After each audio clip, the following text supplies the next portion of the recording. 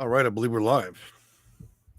So today we're going to be talking about disabilities for those of you that are 18 to 61 and those that are disabled and are 62 and older. And we'll also be talking about accommodations, modifications, and for those of you that have fought a very hard fight to get additional rooms or maybe just to prove the value of your voucher.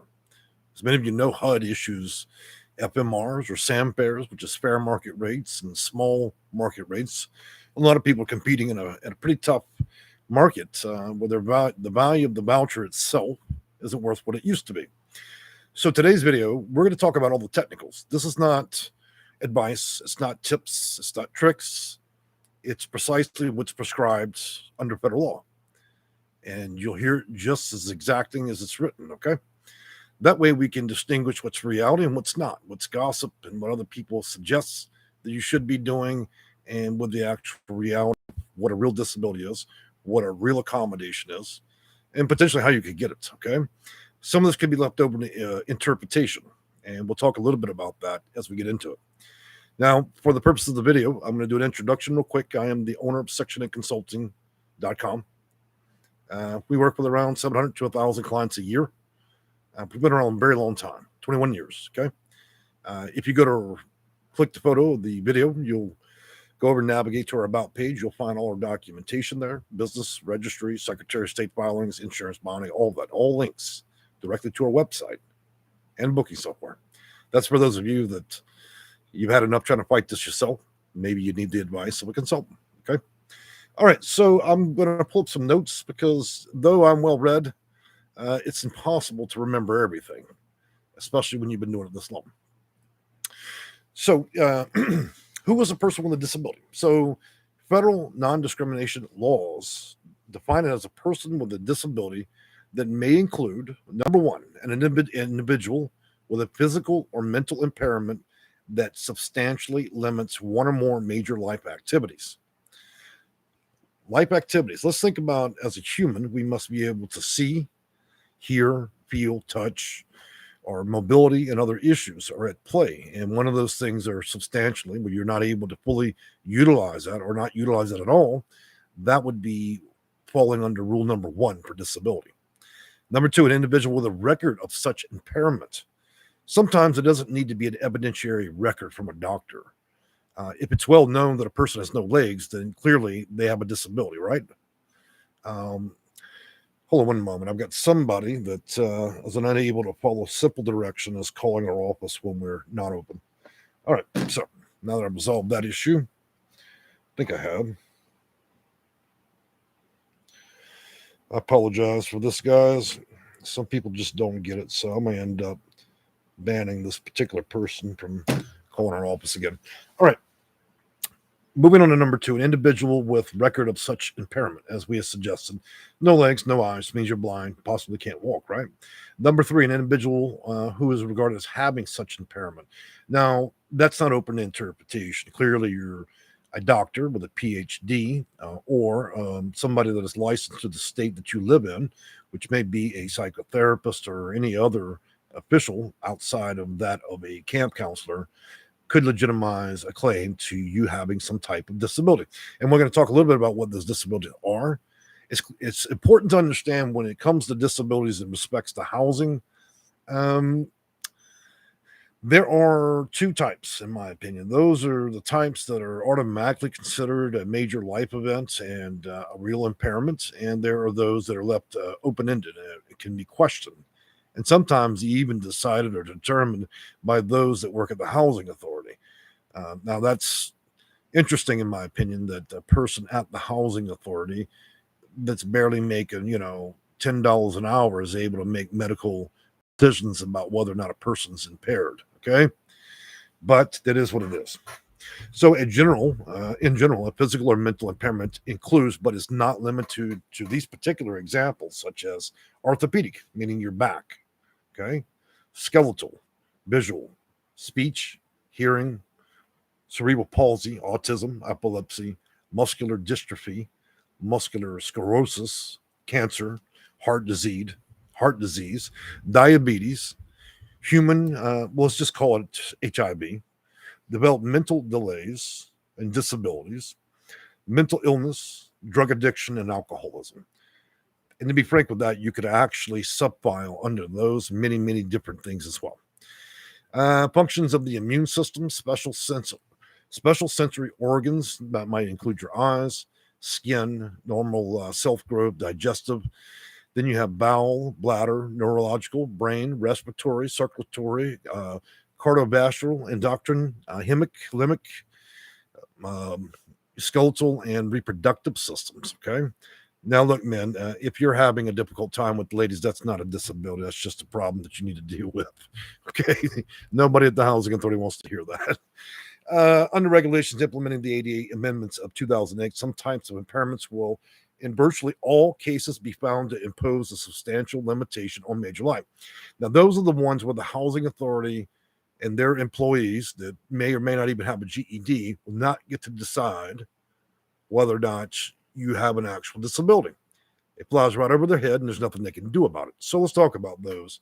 Such impairments are predictably assessed as disabilities by the very nature of impairments as substantially limiting a major life activity or a major bodily function. So here are examples.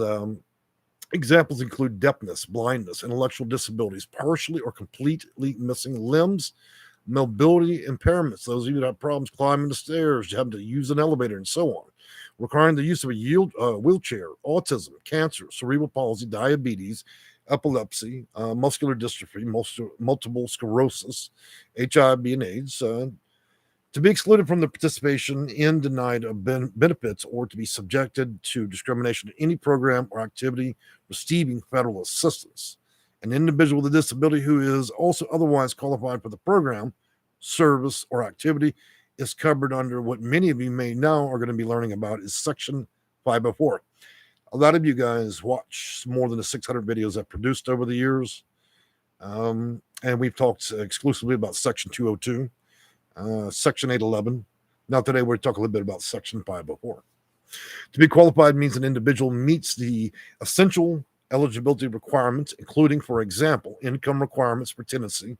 If the program is a housing program, provided those eligibility requirements are not discriminatory and can be met with or without reasonable accommodations or auxiliary aids or services necessary for effective communication.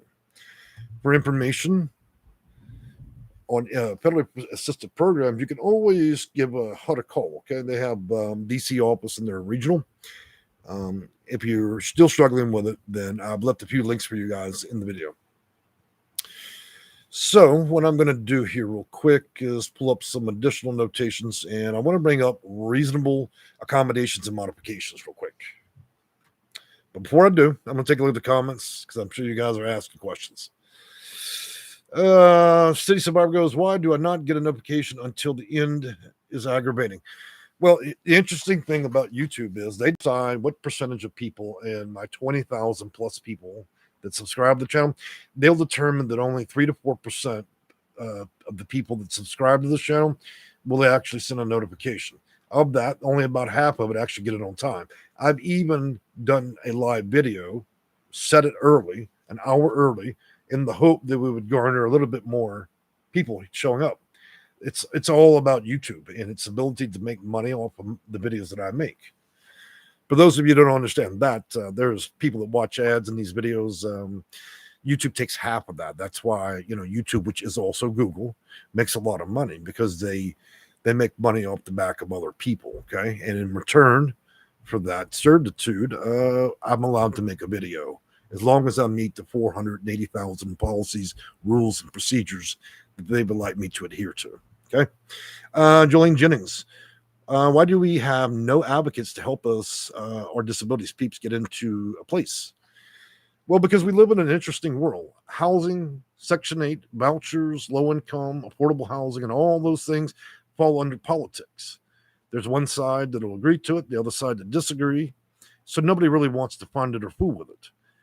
If the federal budget's about potholes and roads, we'll fix those immediately. We'll spend trillions. If we need to fight a war, pop a bunch of bombs in another nation and blow the money out the window, we will have no problem. Everybody's on board.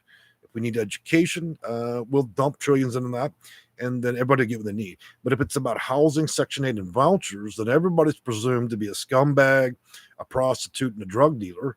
And so it becomes a political divide, and thus nobody wants to advocate. That's why I do it as much as I do it, because there's no political incentive into this. It's just simply this: people need housing, you know.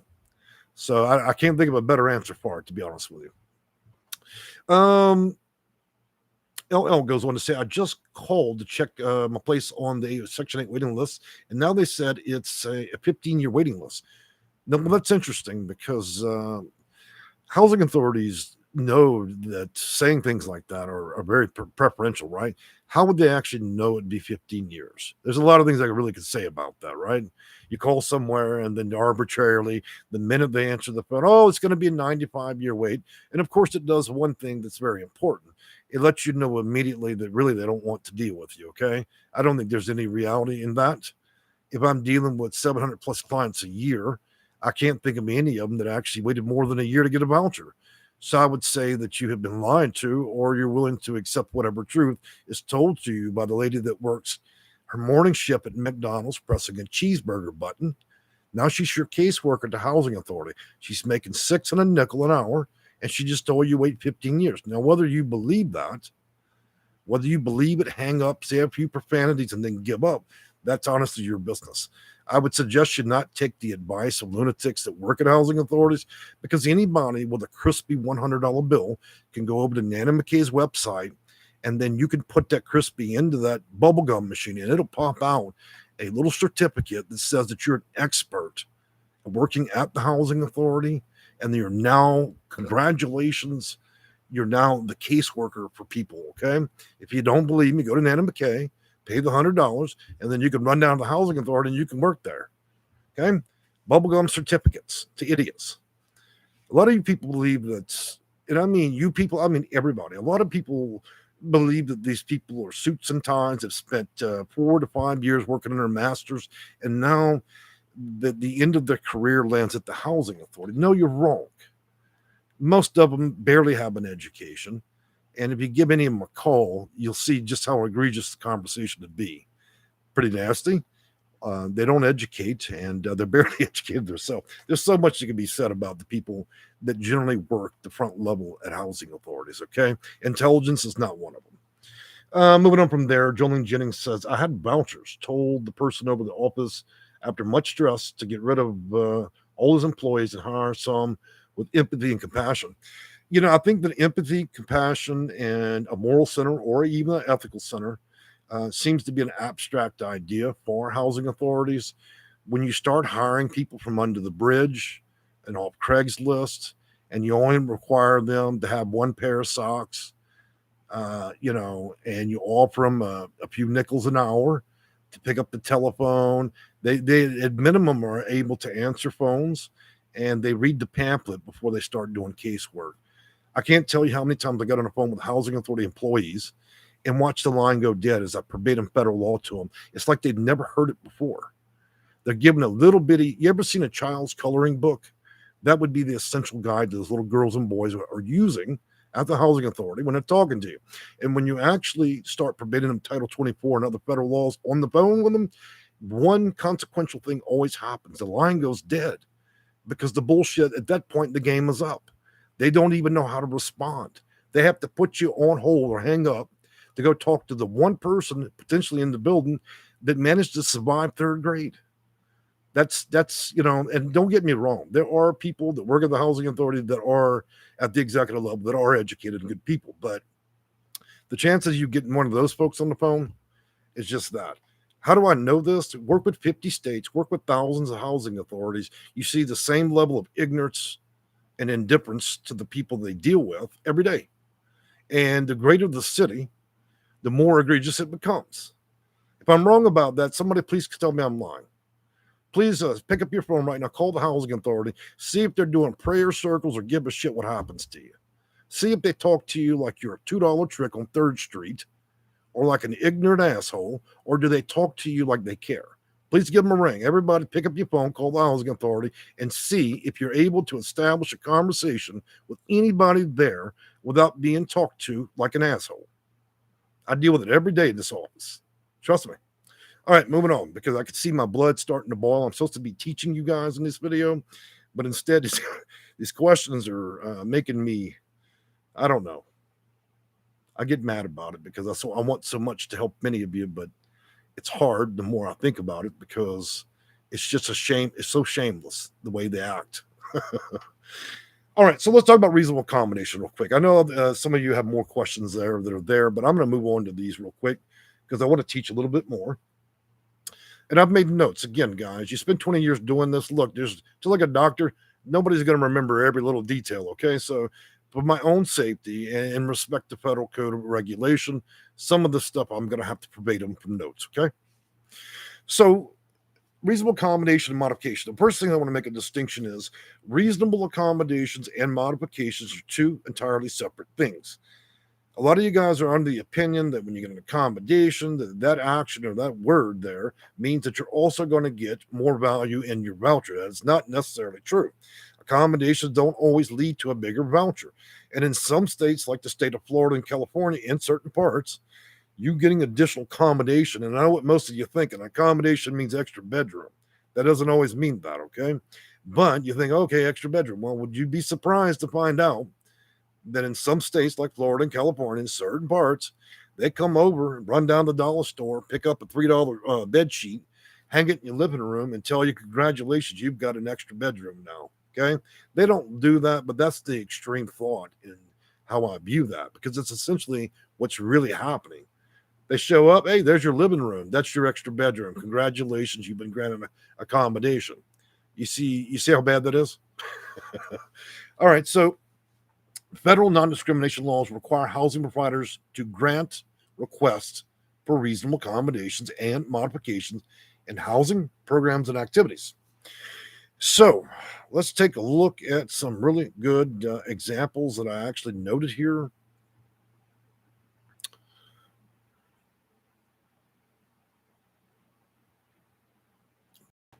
Got a lot of notes, so it takes a minute.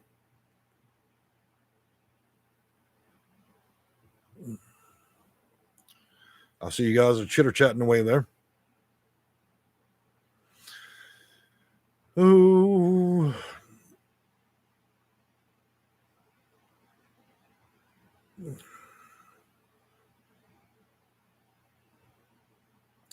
Well, that big old pause while I pull up the notes. I should have been better prepared, so I apologize for that.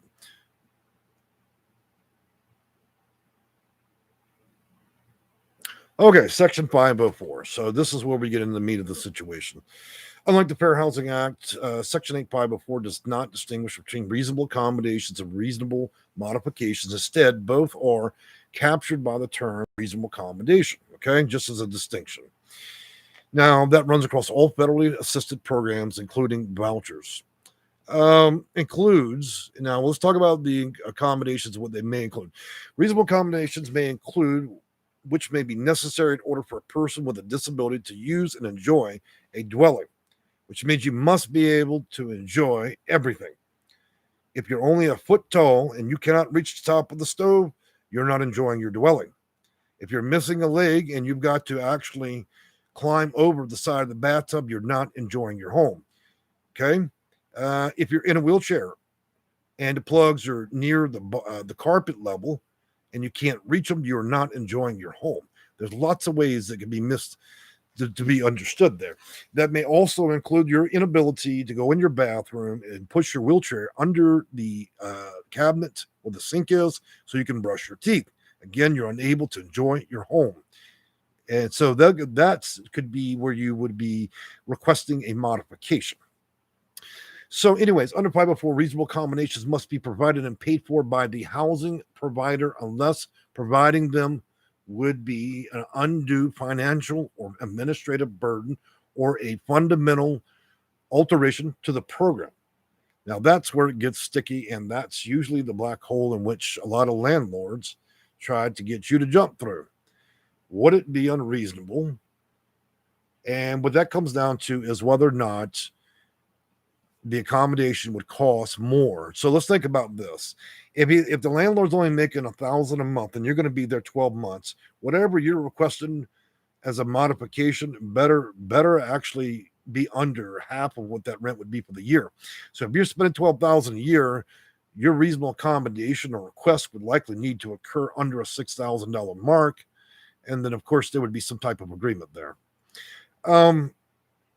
Accommodations must be provided more the housing provider unless providing them, as I'd said, financial and administrative. And again, if they have to hire a separate employee in order to hire a major contractor, that could be an issue.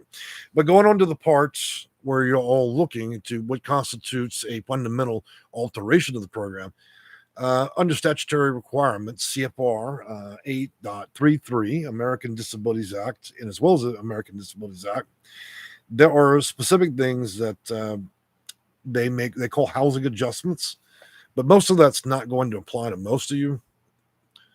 I'm going to stop real quick because I see some comments here. Bucktooth Timmy, nice name, man. Welcome to the channel.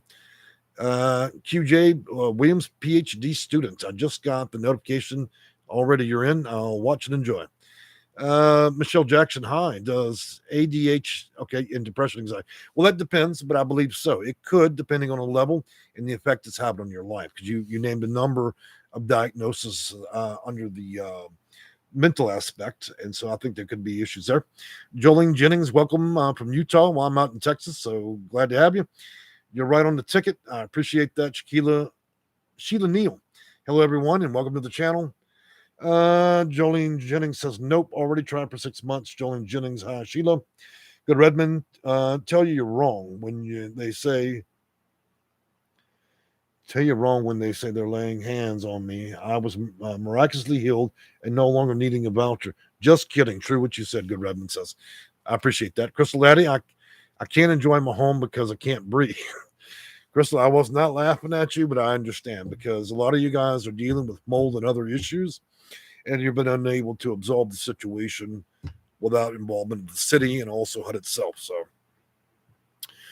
reasonable accommodations, getting back to that part, is a change or an exception or adjustment to the rule, policy, practice, or service that may be necessary for a person with disabilities to have an equal opportunity to use and enjoy the dwelling, including public and common use spaces, or to fulfill the program obligations. Please note that the ADA often refers to the types of accommodations as modifications. Any change in the way things are customarily done that enables a person with disabilities to enjoy housing or to meet the program requirements is a reasonable accommodation. In other words, reasonable accommodations eliminate barriers that prevent persons with disabilities from fully participating in housing opportunities, including both private housing and in federally assisted programs or activities. Housing providers may not require persons with disabilities to pay extra fees or deposits or to place any special conditions or requirements as a condition to receive a reasonable accommodation. So when you read that, there is one fine understanding of both of these. It's not about what you're requesting. It comes down to three basic things. And if you add all three things up, it comes down to money. Money is the issue. Is it reasonable? And what they really should have wrote this under federal law is saying, because anybody with any intelligence can read this and understand that what it actually comes down to is, are you incurring too much of a cost on the landlord? So that reasonable accommodation, in my opinion, if it's going to cost more than 51% of what you're going to actually pay to be there, then it's probably an unreasonable request. Now, for those of you that are looking for an accommodation in a specific arena of getting an additional room, it actually doesn't have so much to do with all these things. That type of accommodation is simply an issue where you need an additional room for 2 or 3 possible or potential situations. Number one, you need the additional room because you have 2 adults, 2 children, a children or an adult that can't coexist in the same room or sleep in the same room because of mental health or physical issues that would irreparably damage the quality of life of the other person. The other situation B is a person has medical or mental problems that may require additional medical equipment that would take up greater than 51% of the area of the living room or free spaces, and thus you would need the additional room as a form of storage. For those of you that participate in Medicare, Medicaid, and you have a person coming over to assist with other medical related issues, then that potential room could be initiated, or you can request it based summarily because the person would be working greater than 8 hours in your home and would need to be able to stay the night. So that accommodation was, as a technicality, would be an accommodation because the partner, the family member, or other estranged person in your home would need to be able to stay overnight because you require more assistance than the average person. And that would need to arrive at 8 hours or more per day per scheduled, time over a week's period. Now, there are some other limited situations, but I can tell you the housing authority will fight you as if you were stealing the family jewels. Okay? You have to remember the same people that get their certificate at the bubblegum machine will also have the same type of personality that believes that they're actually pulling that voucher out of their purse. That's really preferable. When we think about this year in housing authorities, and we think about the last couple of years since they put Marissa Fudge over HUD, and she's been on a rampage suing housing authorities. We've been suing because people are selling vouchers. They've been suing because, look at the DC video I made. They ended up 91 points. It looked like an indictment, seriously. That place was so badly managed, they ended up firing the whole board and half the staff, for wildly inappropriate activity. These people didn't even know what units were rented. There's fraud included. And so there are hundreds of cases of housing authorities. And, one thing I really want to say is another distinction we should also make is HUD is in DC. HUD is at its regional offices. HUD grabs those federal dollars. They disperse them to housing authorities and all these mini counties across the states, right? These housing authorities are not HUD. I just watched somebody comment in not more than 5 hours ago in one of my videos as a comment, said, "Oh well, I had to file a complaint with the manager was the HUD liar or something like that," and I was like, "Man, look, the housing authority is not HUD." Okay. Anyways, moving on. So where we stand with all these accommodations of this, there's a number of bullet points under federal law in which this could happen, but a lot of these decisions about your accommodations are based on a factor of money and B, a factor of how well supported your case is. You going in there and trying to sympathize with these people and these workers that don't give a shit about you, that ain't going to get nothing done. And if you don't have a matter, look, let me give you some advice from dealing with my own clients. Build your entire case, stack it like a deck, files, proof, evidence, bring it in. If you go to the housing authority presuming you're going to speak to them and that they're going to assist you in actually building your case against them to get something, you're wrong. So you really want to frame up your whole entire case, have the evidence ready to go, and then say, hey, I'm here for a reasonable accommodation slash modification. Here's everything. There's no rebuttal to that, okay? So building a case before you actually roll into this. But arriving there and saying, oh, well, it's Tuesday. I decided this year would be the year and the very day that I would simply come with nothing in hand and say that, hey, I've got all kinds of problems. I need an accommodation. You don't have one leg to stand on with that. And I watch a lot of clients do that when they come running over to my company saying, hey, I don't understand why they told me to get out the building. So preparation's a big part. All right, I'm going to go back up here and read some old comments and see what's going on with you guys. Michelle Jackson, we already read that one. Good Redmond. Oh, read that one. Amber, my landlord told me that we would have to move to an ADA unit. It just means that the unit has American Disability Act. It means the unit's been modified for people with disabilities. So you may have rails in the bathroom. You may have a toilet that sits higher or lower. You may have a walk-in shower. You may have modifications to the door jamb to make it allow it to be bigger and things like that. Okay, so I don't really know what the question totally is. So I'm just shooting in the dark there. City Survivor, I bought chalk. You bought caulk. All right, well, I'm glad you bought caulk. What are you going to do with that caulk, City Survivor? Amber, can you confirm this? Well, if they told you to move into an ADA unit, the first thing I already know is it's going to have more square footage. And so, unless you find some reason that you don't like a larger space with larger ways to travel, I don't know why you would be disappointed. Not only that, but by virtue, it would force you on the bottom floor if you're in a tower. But can they tell you that you have to go in there? Well, you're a free person. You can rent what you want. If that's all they have available, then maybe that's why they're suggesting it. But there's no legal premise for that you have to go in a specific unit, not unless you being there actually jeopardizes the building or the safety of the building because you're, I don't know, crawling on the concrete and going into the building. Maybe that's a problem for them. So I don't know the whole picture. I don't know your side. As bad as that sounded, right? Jolene Jennings, isn't there anyone who we can go to above their heads? Let's talk about the structure of HUD, the housing authority, and so on. That way, everybody can be very clear about who's who and who you should be speaking to. You have an individual, and above that individual is going to be a landlord. Above that landlord is going to be people like management. Above management would be people like investors, bankers, and private investors, and so on. Above those people would be the HA or housing authority. Above the housing authority would be HUD's regional offices. So if there's a problem of discrimination or other civil right violations or violations of federal law, then HUD or HUD's regional office would handle it.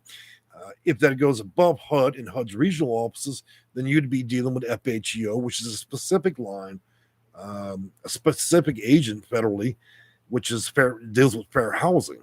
And if you go above that, then you start going back into the executive branch of the U.S. government, and then you would be dealing with the Department of Justice, the FBI. You go above that, then you're getting pretty close to the president. At some point, you're going to get cut off. And in any part of that, you could have reached out to a senator and even a governor, but unless they're willing to pull a lot of strings for it, I don't see how that would work. So that's the lineup right there. It doesn't get any more in depth than that. They don't design many additional federal departments to handle issues related to housing. Okay, you could potentially sidetrack your case with city inspectors, so there could be violations of city code and other regulations that way. But that's just a detraction from federal law. Moving back to comments again. Anyway, he says, "Hi Jay, how is everyone? We're all doing good. I'm kind of tired today. I guess y'all can see that I'm not bursting with energy today, but Amber goes on to say, can they force me to move into an ADA unit?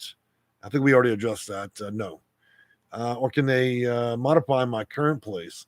This place we are currently in is bigger. Can they modify it? Well, they own it, so yes, they can modify what they like as long as it doesn't impede your life. Good Redmond, is that Americans with a Disability Act unit? Well, I think it's an old term we've been slinging around since the 60s and 70s. ADA, American Disabilities Act, which falls under the 2008 guideline, okay? But yes. Now, you have to understand that there is a deviation with accommodations, modifications, because you could be addressing that for disabled people that are simply trying to navigate in town. And then you have a separate set of rules, well, a little bit separate when it comes in relation to housing. So are you a person in a wheelchair that have a complaint about not having an access to the gas station is one separate issue? Or do you have an issue with you're a renter with a voucher and you have an issue with the housing? So these modifications and accommodations fit in different ways depending on the circumstances, okay? Jolene Jeannie says, thank you. And then a smiley face. Amber goes on to say, sorry, my whole message didn't get sent correctly. Internet cutting in and out. Well, Amber, you got to stop using that dial-up. I'm just kidding. It ain't much better where I'm at. So some of those videos I used to make were terrible, right? You'd see me and then my lips would stop moving and you were like, what is he trying to say? So anyways, look, guys, if you're struggling with accommodations, okay, and you're having a really difficult time, I would suggest reaching out to HUD first, okay? If you exhausted that option and they're not that nice and they only want to give you a few minutes of time, then you can always address the local housing authority in your city, okay? I already know the complicated answer to this stuff, but just to be fair, I'm just recommending these places because that's the end of the line right there. Outside of that, you have a 402 consultant, but that guy is like me, but we're like twin brothers, except we do different things. As a Section 8 consultant, I consult on, in respects to landlords and tenants and voucher-related issues. A Section 203 consultant, he's going to be the guy that goes out there before anybody moves in, structures, building code, and regulation that way. Completely different brothers, right? I've got brown eyes, he's got blue. So we're two different types of consultants. But yeah. Moving on from that guy, I'm going to make a quick announcement to you guys. As they had mentioned, October 1st, 20,000 vouchers coming across the U.S. Starting as of October 1st. With all the federal foot dragging and city dragging and all the other things, is starting to be dispersed. So I'm excited about that for many of you. HUD has made their determination to change FMRs and SAM fares, which is one simple thing. It just means that fair market rates, which are paying in rent, they've decided to adjust it up to match all the inflation because of the housing shortage, okay? So that means your vouchers could be potentially worth a little bit more. In some cities, as much as 67% more. And in some cases, you could be negative 5%. It's very rare that you end up on the wrong side of that deal, okay? All right, beyond that, guys, unless you... Oh, by the way, LA on October 17th at 6 a.m., guys. If you live in the city of Orange, LA, Los Angeles, they're opening up applications. Do not be foolish. Apply. I don't care if you have the worst case in the world, just apply. That place, a lot of you guys live out there. Many, look, California represents 40% of my clients. Okay, it's a big chunk. And many more of that 40% are actually LA Orange. And so for you guys that are struggling to get it, now's your chance. It's not based on that many preferences over there right now. So I would suggest to you that you better react. Also, guys, one of the things I give a warning about every time we get near summer or we begin leaving the summer going into the holidays is simply this. One, summertime is the worst possible time to get vouchers, housing, and deal with other issues. Why? The demand is so high. Humans are like butterflies. We spawn. We like to do all our activity in one quarter of a year, and the rest of the year is like dead. So when it comes to housing vouchers and other issues, the next greatest time is when September hits. September to next March is when the demand goes down and the number of vouchers go up. I guess what coincidentally is happening is that big surge of vouchers being issued across states. So that means that you're in the best time of season, at the low season for demand. You're at the peak season for the highest number of vouchers likely ever issued in U.S. history at one time. Your time would also be extraordinarily impeccable because you're applying when they're changing exactly when they're changing FMRs, which means only 90 days ago that voucher would have been worth a lot less. And now it may be potentially worth 20% or more. So I think a lot of dynamics are planned together to work together. What I think the critical mistake would be is if you wait till March to react, you're going to regret March through summer. Because the party will be over, the 20,000 vouchers will dry up, and you'll be left there standing there holding, you'll be holding, I don't know, an empty hand. You guys didn't take my advice about that last summer, did you? And so a lot of you guys ended up riding it out in a homeless shelter, for those of you that are very close to homelessness. So, look, guys, if y'all struggling with these type of issues, I would suggest reaching out to the government, to the housing authority. If all those things and your ability to learn or find correct information fail you, as a very last option, you can reach out to our company. We always help. We've been on YouTube, 10 years, 600 videos plus, 21 out there as a career. To this day, I think our reputation is pretty solid. We have all the formal documentation. Isn't that amazing? There's a lot of people that make videos about this subject matter. They'll tell you there's three tips. You drive to the housing authority, you fill out an application, you get it. There's lots of stupid advice out there, but that's what it is. I think a lot of these actors that make videos, they've never read a policy, procedures, titles, codes, any of it. They've never had an established relationship with any housing authority. Most of you don't know this, but over these years, we've established relationships with close to 100 former and current housing authority employees, former directors of major housing authorities, and by virtue of relationship with landlords. Some of these landlords we deal with, that buy 500 unit complexes where you're valued in between 20 to 50 million, and you negotiate with that landlord as you're working with them and the city, because the city wants to offer a lot when you're willing to actually build a building or buy a building at that value and start absorbing some of those vouchers that can't be used. So by virtue, some of these big housing authorities we work with closely. Okay, same ones I might be talking trash about some days. But the point is, I don't get up and search Google for my answers. This is a studied behavior over 2 decades. I didn't arrive on this bus yesterday. It isn't my first rodeo either. That's why I can carry on in a video for an hour without reading a single note. Okay? I don't need notes. I don't need a teleprompter or anybody else. Many of these things I've already remembered. Now, however, some of the stuff gets pretty technical, and I do need notes, but I think most of you watch my videos. It all comes from here. So let's take a look at these comments real quick, see what's going on. Keep It Real says, I still have to make an appointment to discuss my situation. Well, Keep It Real, we look forward to working with you, man. Whatever problem you've got, we'll certainly try to give you the best advice that I'm well aware of. And by the way, guys, the new year brings new policies. Everything we thought we know, as we do every year, it's kind of like you go and you crash your car and you get, what do you call it? Not anemia, but you lose all your memory. Everything about the system will then thus change when the new year arrives. Many things will be modified. And then when we have a next election presidentially, all of it goes out the window. We start again. You have to love a job where you have to keep earning the same degree every fucking year. Now you multiply that by this one concept. If HUD says, hey, you know what? Here's our rules. We're going to pass it out to 5,800 housing authorities.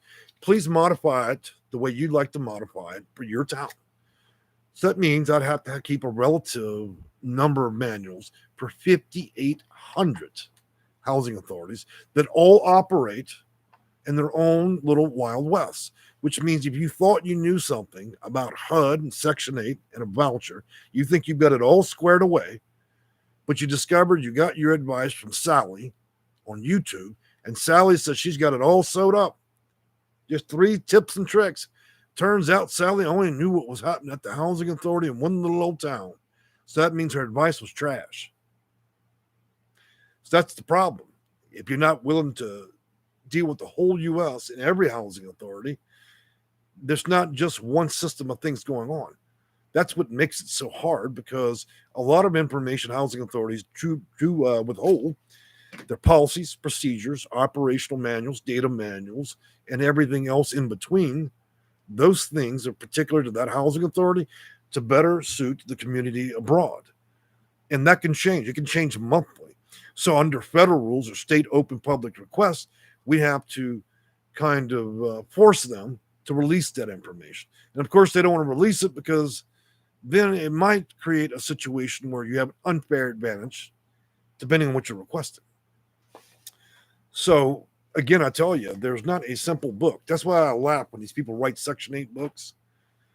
They don't know shit, man. You're talking about silly people that spent the afternoon searching around Google, reading 10-year-old articles that are irrelevant, and they're writing little lollipop books that don't mean shit. These people have no functional working relationship with any housing authority, anything. Everything is based on shit they stole from other people. And sadly, the news these days, they actually generate their own articles with a computer. So one lie gets spun into a new lie, and then the confusion spreads like lightning. You see how hard my job is when I have to dispel ridiculous rumors? And then I've got people that are selling programs. I got people selling books with bullshit in it. I mean, this is the kind of stuff you sell at a children's book fair. Who the fuck wants to read that? There's no reality in it. It is what it is, folks. Miss Cynthia, how are you this afternoon? Hi, Jay. Do you have any resources for my question? Thanks in advance. Well, you know what, Cynthia? Let me see if I can spot your question. I think there's a problem here, Cynthia. I don't see a prior question. Keep in mind, guys, sometimes you'll ask questions and it doesn't actually post here where I can see it. I'm not dodging your questions. Just like somebody commented about 10 minutes ago, they asked a question and then it vanished. Doesn't do it with me. My hands are not on, I'm not on the mouse deleting them, okay? So I don't see it, so I guess you'd have to ask again. City Survivor, worst time to find a place too. Yep, yeah, it is. Keep It Real says like buttons. Mr. Buddy got a message. He got his message retracted. I guess he said something naughty. Amber goes on to say, I appreciate it all. Jolene Jennings, Jay, you need to take it. You need to take it on the road. I attempted to do that actually at one point, and a lot of people didn't want me to do it. Straighten those places out. I wish, if I had $1 billion, I really would. I think that after all this time looking at it, if we, it's like a fat little pig with lipstick on it. Okay, that's what the housing authorities are. If we chop all the fluff off the piggy, take all the bacon off the pig, right, and we narrow it down to just the bones, clear all the bullshit out of it, no longer let political leaders decide the fate of whether people get housing, then we can actually correct this fucking travesty. But, a lot of policies, procedures, and rules and all that are written by highly educated little children that sit in top universities that have never known a fucking struggle in their life, but they're writing the life story of many people. Okay? Kids, children, they write these little manuals. And then it gets excised when it gets to HUD, and then it gets chopped down and then brutalized by the time it gets to the HA. And then depending on who's working at the HA, at the executive level, who knows what they're going to invent. In some housing authorities, you really do feel like it's a Wild West. They're so egregious in the way they violate federal law. And because of the ones gifting you something, most clients are too damn scared to speak up about it. A fear of not being able to get housing, of being rejected, or even banned from the system. So trying to find somebody to be an intermediator in that situation, to tear their ass up, set them straight, are people like Marissa Fudge. And whenever I can do it, it's to my best ability. And unfortunately, because the subject matter, like anything, may require an attorney, a lot of attorneys already have a fine understanding. If you don't have a great deal of money, then what would be the point of them practicing that type of law? That's why a lot of law firms have reached out to me over the years. They haven't any interest because they can't make big dollars. So they'll subcontract the trashy part of the case to me. Why? Because why would an attorney even pay him $10 an hour? There's just simply no incentive for that person. Because their mission in life, obviously, is to practice law and make as much money as possible. They're certainly not going to sit out here for 10 years on YouTube, okay, do what I do. But that's the difference, because I'm not here for the money. Of course, I make a living like anybody else. As a matter of fact, what I'm going to do is not this next video, but the video after that, I'm going to show you our record keeping, and I'm going to show you precisely how much money that I generate as a person and as a business from every single consult and everything involved. And I'm going to show you the actual numbers from my CPA. And I think y'all be surprised. A lot of you are in the belief that I'm over here independently wealthy, dragging in hordes of money, living to the hilt. It's not true. All right, moving on. Roland Bays. Hey, Jay, how's it going, man? It's been a minute since I've seen you, Roland. Michelle Jackson, how is it figured out how many Section 8s are given? Well, Michelle, the first way you'd likely want to handle that is reach out to the HA, ask for their in-house counsel or attorney, and then you want to submit an open public request. That is, housing authorities are federally funded. Thus means that they are subject to open state and federal requests to give that information to you, okay? But you have to follow the rules with that. LL goes, let's say I just started my application for SSI disability. LL, I would suggest strongly that you get an advocate. Many advocates do get paid by the federal government to help. There's no cost. It might expedite your process. Jolene Jennings, not I. Well, that's a nice statement. LL, my Section 8 says that they are waiting for funds, and that's why the waiting list gets a longer wait.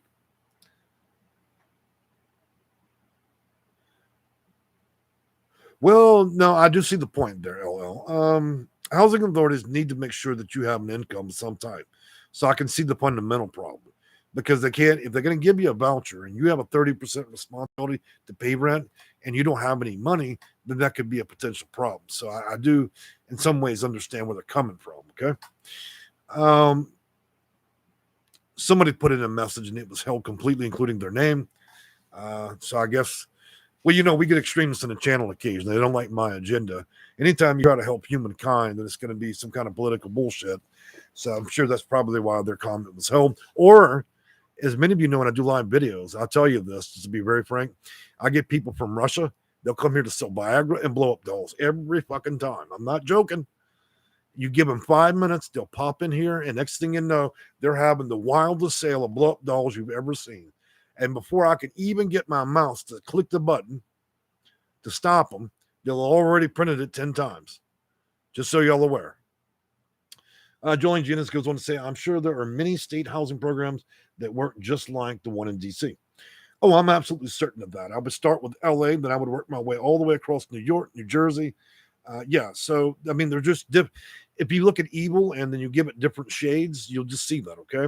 Do I think the housing authorities are evil? No. I think they're just badly mismanaged, and I think that they sometimes administer their policies with wild indifference, okay? Tip, how are you? And good afternoon. Thanks for the great information. Well, you're most welcome.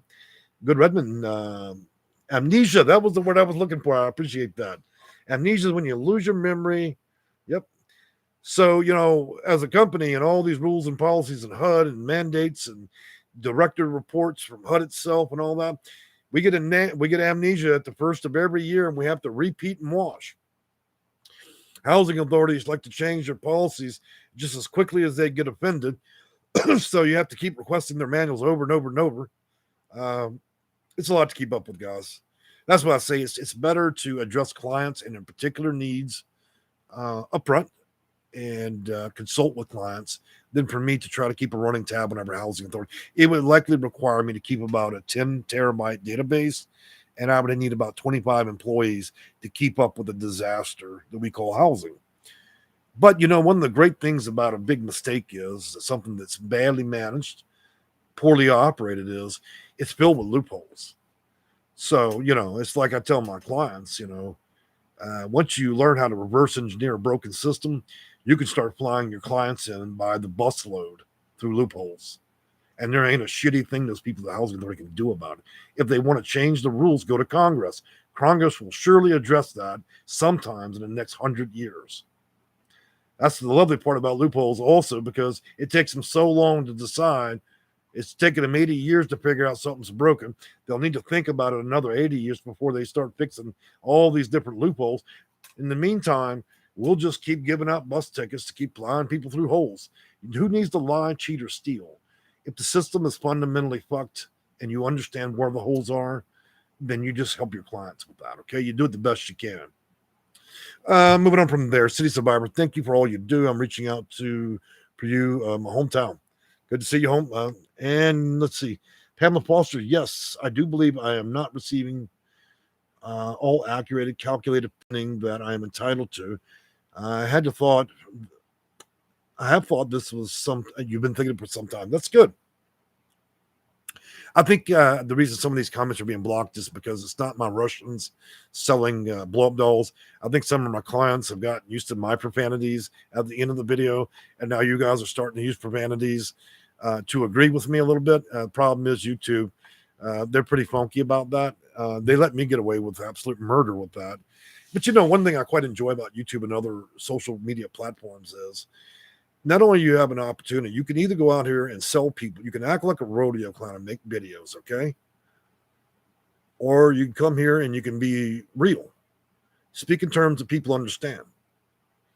And I think that though profanities are, again, many people's beliefs of religion, I think that it does accurately describe the intensity or the feeling or emotion behind what all of us are dealing with it. And even the most well-adjusted Christian, Buddhist, whoever, you hit that toe on that coffee table hard enough at midnight, I guarantee you'll lose your religion, at least for a word or two. Even my grandmother, as square as she was, I heard her one day.